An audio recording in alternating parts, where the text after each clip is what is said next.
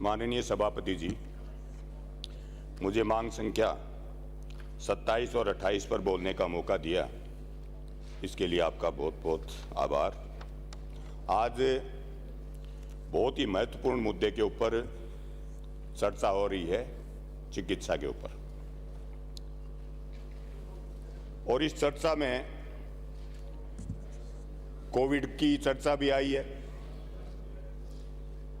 Covid काल में पूरे विश्व में जब हाहाकार मचा, तब हमारे देश के लोकप्रिय प्रधानमंत्री, यशस्वी प्रधानमंत्री नरेंद्र जी मोदी ने 220 करोड़ वैक्सीन लगाने का काम किया और इस देश को बचाने का काम किया। इसके लिए निश्चित रूप से हमारे यशस्वी प्रधानमंत्री जी साधुवाद के पात्र हैं और मैं धन्यवाद देना चाहूँगा इसी कड़ी में कि इसी कड़ी में हमारे डॉक्टर और नर्सेज ने भी, जब आदमी के पास आदमी, पड़ोसी के पास पड़ोसी नहीं जाता था, उस समय घर घर जाकर जो इस कोविड काल में उन पेशेंट्स की सेवा की, उसके लिए निश्चित रूप से चिकित्सा कर्मी और हमारे नर्सिंग स्टाफ धन्यवाद के पात्र हैं। मैं मानता हूं कि हमारे स्वास्थ्य मंत्री जी सामने बैठे हैं, भले आदमी हैं, इनको मैं धन्यवाद देना चाहूँगा कि इन्होंने एक इतनी हिम्मत की है।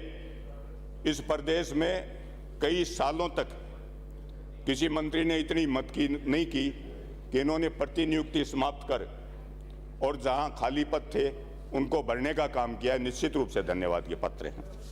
लेकिन इस कोविड काल में भी, इस आपदा में भी लोगों ने इस आपदा को अवसर मानकर जो कोविड काल में हुआ, वो भी सभापति जी आपसे छिपा हुआ नहीं है। किस तरह से सैनिटाइजर, मास्क N95 और केंद्र द्वारा उपलब्ध करवाए गए वेंटिलेटर, उनको भी प्राइवेट हॉस्पिटलों में देने का काम किया, बड़ी शर्म की बात है। और रेमडेसिविर जो इंजेक्शन दिए थे, उनका किस तरह से उनकी ब्लैकबाजी हुई, ये आम आदमी को मालूम है। और जो ऑक्सीजन प्लांट लगे, उनमें भी खूब घालमेल हुई।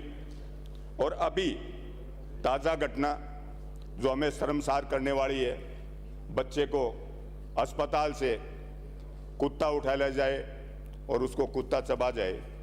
निश्चित रूप से इस समय इस देश में इस तरह की घटना होना, और वो भी राजस्थान प्रदेश में, बहुत ही निंदनीय काम है।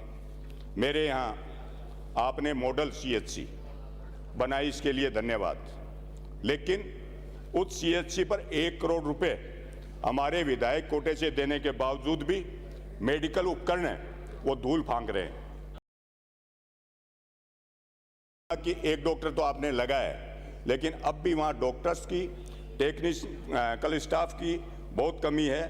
और बेड के मामले में तो पता ही है, कई बार आपसे मैं आग्रह कर चुका हूँ। मेरे विधानसभा क्षेत्र में 3 CHC हैं, तीनों CHC के ऊपर 30-30 बेड हैं। सूरजगढ़ म्यूनसिपैलिटी हेडक्वार्टर है, SDO हेडक्वार्टर है, पंचायत समिति हेडक्वार्टर है, सन 57 से म्यूनसिपैलिटी बनी हुई है, उसके बावजूद 30 ही बेड है। तो मैं चाहूँगा कि मेरे ऊपर ये कम से कम 4.25 साल तक तो कोई उपकार नहीं किया है, लेकिन अब जब आप आए हैं तो आशा बंधी है कि मेरे को आप बेड, निश्चित रूप से आप इन तीनों CHC में बेड बढ़ाएंगे तो वहाँ की जनता का इलाज हो सकेगा। और जनता क्लिनिक, उसकी घोषणा सभापति जी, घोषणा तो हो गई, लेकिन मेरे यहाँ तो जनता क्लिनिक का कहीं नाम नहीं है। हमने भी जाकर यहाँ जब घोषणा हुई तो जाके जनता में कहा कि भाई हमें बहुत जल्दी 2 जनता क्लिनिक मिलेंगी, लेकिन अभी तक उनका कहीं नामो निशान नहीं है।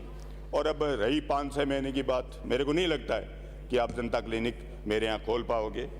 ठीक है, आगे सही।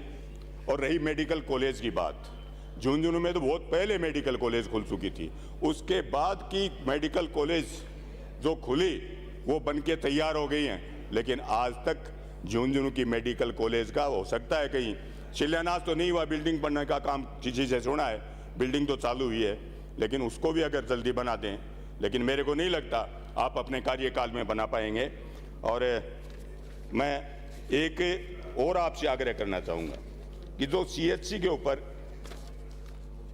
आप ये आयुर्वेदिक में तो आपने 38.74% राजस्थान आयुष शिक्षा पत्ति विवरण मैं आपके सामने पेश कर रहा हूँ, इसमें तो आपने ये आयुर्वेद वाले तो ले लिए, लेकिन होम्योपैथिक के जो डॉक्टर हैं उन पे एक एक डॉक्टर को अगर CHC पे लगा दें, क्योंकि उनकी संख्या भी आज 3% ही आपने ली है, तो निश्चित रूप से ये होम्योपैथिक डॉक्टर धरने पे बैठे हैं, ये भी लाभान्वित होंगे, उनको काम मिलेगा, और जो अस्पताल में मरीजों का भार है उनको भी, मरीजों को भी राहत मिलेगी।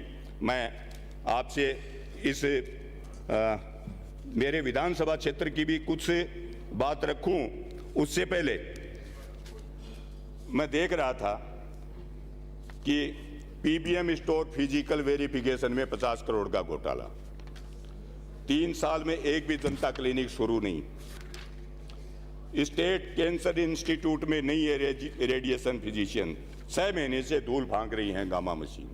ये इस तरह की अगर हालात इस प्रदेश में होंगे, इतना लंबा चौड़ा आप खर्चा कर रहे हैं, आप मॉनिटरिंग में कर रहे हैं, लेकिन आवश्यकता इस बात की है कि अगर इसी तरह चलता रहा तो अपने इस प्रदेश की जो चिकित्सा व्यवस्था है वो चरमरा जाएगी।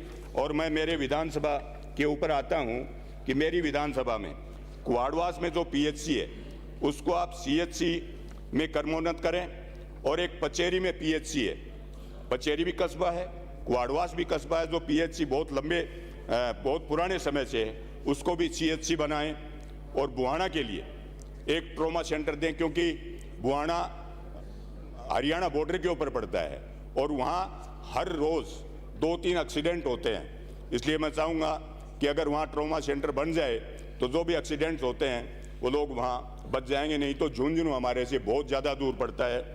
और एक बुहाना के लिए बेस्ट एम्बुलेंस की भी ज़रूरत है, वो भी मेरे यहाँ करने की आवश्यकता है। और एक आसास गांव है, उसमें एक उपकेंद्र आप दें तो निश्चित रूप से वहाँ के लोगों की सेवा होगी।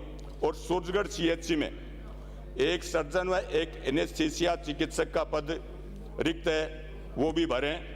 और बुहाना CHC में एक सर्जन का पद रिक्त है। और सूरजगढ़ व बुहाना CHC में एक ऑर्थोपेडिशियन की ज़रूरत है, वो भी जल्दी आप लगाने की कृपा करें। और सिंगाना CHC पर फिजिशियन का पद रिक्त है। और मेरे विधायक कोष से दी गई एम्बुलेंस 108 में शामिल करें। मैं पहले भी इसके लिए आग्रह कर चुका हूं, वहां से CMHO ने भी लिख दिया है, क्योंकि वो खड़ी वो भी बिल्कुल टायरों की तो उसकी हवा निकल गई है और वो 20 लाख रुपए बेकार पड़े हैं। आपने, मैं जहां तक समझता हूं बाड़ी से आने वाले अब शायद चले गए, उनको तो वो अभी कह रहे थे कि हमें तो बहुत कुछ दिया, लेकिन मैं कहना चाह रहा हूं कि मेरे को 4.25 साल में न तो एक बेड बढ़ा के दिया न कुछ किया है। इसलिए अब आशा करता हूं आपसे कि कम से कम बेड बढ़ाकर, और जो ये डॉक्टर्स की कमी है, मेरे ऊपर मेहरबानी करें। आपका बहुत बहुत धन्यवाद। Thank you Shri